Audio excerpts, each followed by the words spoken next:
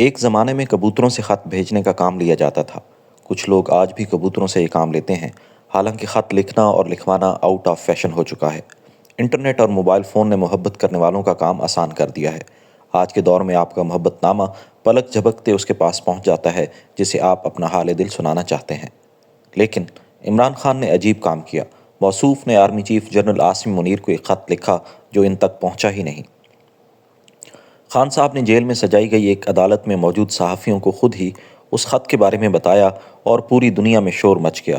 ہر کسی نے اس خط کے مندرجات پر اپنی اپنی پسند کا تبصرہ کیا۔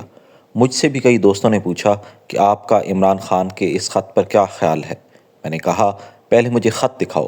خط کسی کے پاس نہیں تھا۔ نہ تو خط لکھنے والے نے خط کی نقل جاری کی اور نہ ہی کہیں خط وصول ہوا، لیکن خط پر دھڑا دھڑ تبصرے شروع ہو گئے۔ دل میں خیال آیا کہ شاید عمران خان کا کبوتر جنرل عاصم منیر کی بجائے جنرل ریٹائرڈ قمر جاوید باجوہ کے گھر خط نہ دے آیا ہو، لیکن باجوہ صاحب کے قریبی دوستوں نے بتایا کہ ایسا کوئی کبوتر ان کے پاس نہیں پہنچا۔ اس گھمبیر صورتحال میں میر تقی میر کا یہ شعر یاد آنے لگا: کچھ خلل راہ میں ہوا اے میر، نامہ بر کب سے لے گیا ہے خط۔ عمران خان چاہتے تو بیرسٹر گوہر خان یا علی امین گنڈاپور کے ذریعے اپنا پیغام آرمی چیف تک پہنچا سکتے تھے، لیکن انہوں نے ان دونوں کو اپنا کبوتر کیوں نہیں بنایا؟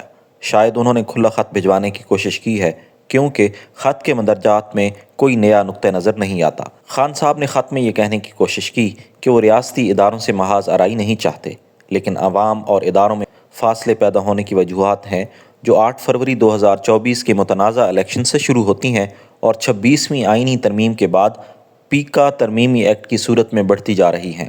عمران خان کہتے ہیں کہ یہ فاصلے ختم کرنے کے لیے ضروری ہے کہ آپ اپنی پالیسیاں تبدیل کریں، لیکن دوسری جانب سے جواب آیا ہے کہ نہ تو ہم کوئی خط ملا ہے اور نہ ہی ہم کسی خط کا جواب دینا چاہتے ہیں۔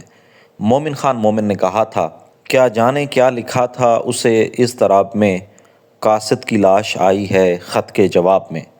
عمران خان کے خط کے جواب میں ہمیں کسی قاصد کی لاش تو دکھائی نہیں دے رہی، لیکن شک گزر رہا ہے کہ خان صاحب نے اپنے کھلے خط کے ذریعے ایک خطرناک کھیل شروع کر دیا۔ ان کے خط کو فوج میں تقسیم پیدا کرنے کی سازش بھی قرار دیا جا رہا ہے۔ خان صاحب نے حالیہ دنوں میں صرف آرمی چیف نہیں بلکہ چیف جسٹس آف پاکستان کے نام بھی ایک خط بھیجا ہے۔ ہو سکتا ہے کہ آنے والے دنوں میں وہ مزید خطوط بھی لکھیں اور ہمیں مرزا غالب کی یاد دلائیں، جنہوں نے فرمایا تھا، قاصد کے آتے آتے خط ایک اور لکھ رکھوں، میں جانتا ہوں جو وہ لکھیں گے جواب میں۔ لیکن عمران خان کو تو خط کا جواب ہی نہیں ملا، پھر وہ دوبارہ خط کیوں لکھیں گے؟ بات دراصل یہ ہے کہ جس طرح خان صاحب نے میڈیا کے ذریعے ایک کھلا خط آرمی چیف کو بھجوایا لیکن خط کی نقل جاری نہیں کی، اسی طرح دوسری طرف سے بھی باقاعدہ جوابی خط تو جاری نہیں کیا گیا، لیکن ذرائع کے حوالے سے جوابی پیغام تو جاری کیا گیا۔ بقول شکیل بادوانی، کافی ہے میرے دل کی تسلی کو یہی بات، آپ آ نہ سکیں آپ کا پیغام تو آیا۔ امیر مینائی نے بھی کچھ ایسا ہی فرمایا تھا، میرا خط اس نے پڑھا، پڑھ کے نامہ بر سے کہا، یہی جواب ہے اس کا، کوئی جواب نہیں۔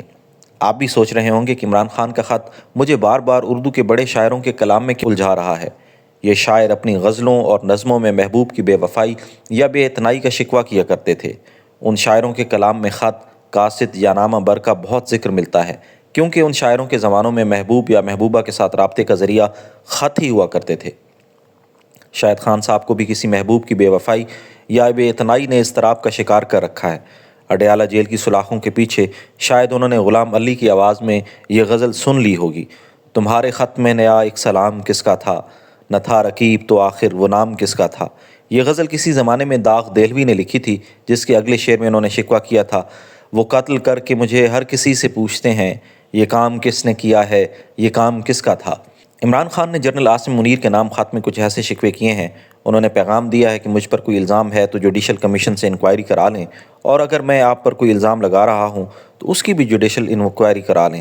خان صاحب کے اس کھلے خط میں دراصل ایک چارج شیٹ چھپی ہوئی ہے جو محاذ آرائی کی چنگاریوں کو شعلے بنانے کا باعث بن سکتی ہے۔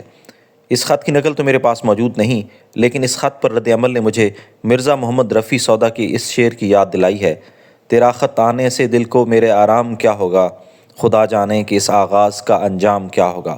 تو جناب، یہ خان صاحب کا خط نہیں بلکہ آپ کی اور میری الجھنوں کا نیا آغاز ہے۔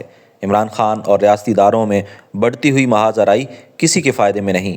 آخر میں فانی بدعنوانی کا شعر پیش ہے: روح گھبرائی ہوئی پھرتی ہے میری لاش پر، کیا جنازے پر میرے خط کا جواب آنے کو ہے؟ ہمارا چینل ضرور سبسکرائب کیجیے۔